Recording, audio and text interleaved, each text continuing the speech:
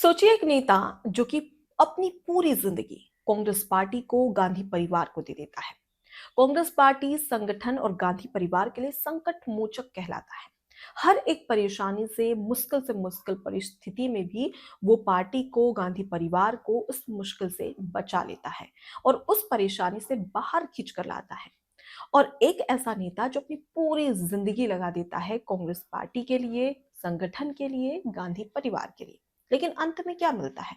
उसकी मौत के बाद उसके परिवार को साइडलाइन कर दिया जाता है और साइडलाइन कोई और नहीं बल्कि खुद गांधी परिवार करता है। दरअसल आपको बता दें कि हम बात कर रहे हैं कांग्रेस पार्टी संगठन और गांधी परिवार के सबसे भरोसेमंद, ईमानदार और संकट मोचक कहे जाने वाले अहमद पटेल की। अहमद पटेल के बच्चे हैं, दो बच्चे हैं, एक बेटी और एक बेटा। अहमद पटेल की बेटी का नाम है मुमताज पटेल और बेटे का नाम है फैसल पटेल। हाल ही में कांग्रेस पार्टी की मुमताज पटेल, जी हाँ, कांग्रेस पार्टी में ही है मुमताज पटेल। उन्होंने कांग्रेस पार्टी के बारे में, गांधी परिवार के बारे में कुछ ऐसी बातें बताई है जिसे सुनकर आपको भी आश्चर्यचकित हो जाएंगे कि आखिर ये क्या ही कह दिया। जी हाँ, एक नेता जो खुद कांग्रेस पार्टी में है और उसी ने मीडिया के सामने कांग्रेस पार्टी की, गांधी परिवार की पोल खोल कर रख दी है। हम बात करें मुमताज पटेल की ही। आखिर ऐसा क्या कहा मुमताज पटेल ने? मुमताज पटेल ने गांधी परिवार के बारे में क्या बताया, ये तो हम आपको बताएंगे, लेकिन सबसे पहले आपको बताते हैं अहमद पटेल कौन है और उनकी क्या भूमिका थी गांधी परिवार में, कांग्रेस पार्टी में और संगठन में। दरअसल अहमद पटेल सबसे पहले कांग्रेस पार्टी में कब उनका नाम सबसे ऊपर आया? तो वक्त था 1977 का। 1977 में जब इमरजेंसी के बाद में पहली बार चुनाव होते हैं, लोकसभा चुनाव, इस दौरान इंदिरा गांधी की आंखों के सामने, यानी कि आंखों के तारे बनते हैं अहमद पटेल। वो कैसे? दरअसल 1977 में अहमद पटेल को गुजरात के भरूच से लोकसभा की टिकट दी जाती है कांग्रेस पार्टी की ओर से। और इस दौरान कांग्रेस पार्टी के कई ऐसे नेता थे जो कि चुनाव हार जाते हैं। बड़े बड़े दिग्गज नेताओं को भी चुनाव में हार का सामना करना पड़ता है। यहां तक कि खुद इंदिरा गांधी भी चुनाव हार जाती हैं। लेकिन इसी बीच एक 26 साल का युवा नौजवान गुजरात के भरूच से कांग्रेस पार्टी की टिकट पर चुनाव लड़ता है और प्रचंड जीत हासिल करता है। ये सभी के लिए काफी हैरान करने वाली बात थी कि एक ऐसा 26 साल का युवा नौजवान जो पहली बार लोकसभा चुनाव लड़ता है और वो प्रचंड जीत भी हासिल कर लेता है और सीधे सदन पहुंच जाता है। लेकिन अहमद पटेल को टिकट मिलने के पीछे भी दिलचस्प कहानी है। दरअसल अहमद पटेल को टिकट मिलने के पीछे हाथ है महानायक, यानी कि बॉलीवुड के महानायक अमिताभ बच्चन का। उस समय की बात करें तो अमिताभ बच्चन बॉलीवुड में एंग्री यंग मैन के नाम से काफी ज्यादा मशहूर थे और गांधी परिवार के काफी ज्यादा करीबी भी थे। और इसी दौरान अमिताभ बच्चन गांधी परिवार से सिफारिश करते हैं अहमद पटेल के नाम की कि उन्हें लोकसभा चुनाव में टिकट दिया जाए।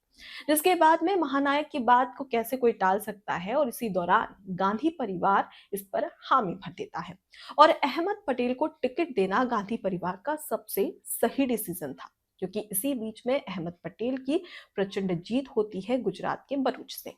अब इसी बीच में इंदिरा गांधी के आंखों के तारे बन जाते हैं अहमद पटेल, क्योंकि भले ही चुनाव में जीत हासिल नहीं होती है, लेकिन अहमद पटेल जिस जीत के साथ में सदन तक पहुंचते हैं वो वाकई में हैरान करने वाला था। लेकिन सबसे पहली बात कि कांग्रेस पार्टी की सबसे पहली पंक्ति में कब आते हैं अहमद पटेल? तो वक्त था 1980-84 का, जिस समय राजीव गांधी 400 सीटों के बाद, यानी कि इंदिरा गांधी की मौत के बाद 400 सीटों के साथ ही बहुमत की सरकार बनाते हैं। और इस बीच में वो सबसे पहली पंक्ति पर आ जाते हैं, क्योंकि वो जिस तरीके से कांग्रेस पार्टी के लिए काम करते हैं, संगठन को मजबूत करने के लिए काम करते हैं और गांधी परिवार का विश्वास हासिल करते हैं, उससे वो गांधी परिवार की पहली पंक्ति में शामिल हो जाते हैं।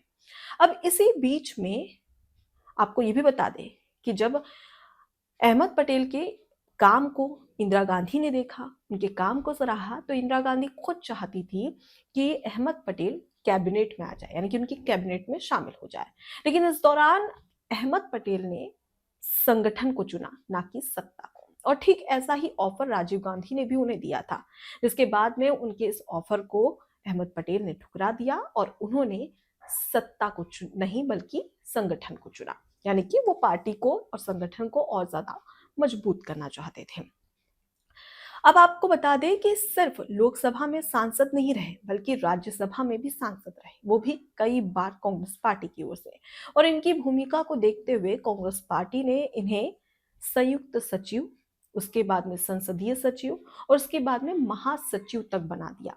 और उसके आगे चलकर राहुल गांधी और सोनिया गांधी के राजनीतिक सलाहकार भी रहे और अंत तक सोनिया गांधी के राजनीतिक सलाहकार ही बने रहे। आपको बता दें कि 2020 में कोरोना काल के दौरान, मतलब जब कोरोना का समय था, उसी दौरान अहमद पटेल की मौत हो जाती है, यानी कि उनका निधन हो जाता है। लेकिन इस बीच में अगर हम बात करें अहमद पटेल की महत्वपूर्ण भूमिका की, तो वो सबसे पहले जाने जाते हैं जिस तरीके से राजस्थान में, आपको याद होगा 2018 के समय की बात है। और उस समय क्या होता है कि जो मुख्यमंत्री थे अशोक गहलोत और सचिन पायलट के बीच में तनातनी लंबे समय से चल रही थी। और इस दौरान सचिन पायलट इतने ज्यादा नाराज हो जाते हैं क्योंकि उन्हें 2.5 साल का ऑफर दिया जाता है, इनकी 2.5 साल अशोक गहलोत मुख्यमंत्री, उसके बाद में सचिन पायलट मुख्यमंत्री। लेकिन उन्हें पता चलता है कि ऐसा तो कुछ होने वाला ही नहीं है, जिसके बाद में वो कांग्रेस पार्टी से काफी ज्यादा नाराज हो जाते हैं। उस समय कुछ ऐसा होने वाला था, सचिन पायलट का संपर्क ये कहा जाता है कि बीजेपी तक से पहुंच गया था और ऐसे में कहीं ना कहीं जो अशोक गहलोत है उनकी सरकार गिर सकती थी। लेकिन इसी बीच में संकट मोचक बनकर आते हैं अहमद पटेल और वो सचिन पायलट को समझाते हैं, उनसे मुलाकात करते हैं और इस बीच सब कुछ रफा दफा होकर सब कुछ शांत हो जाता है।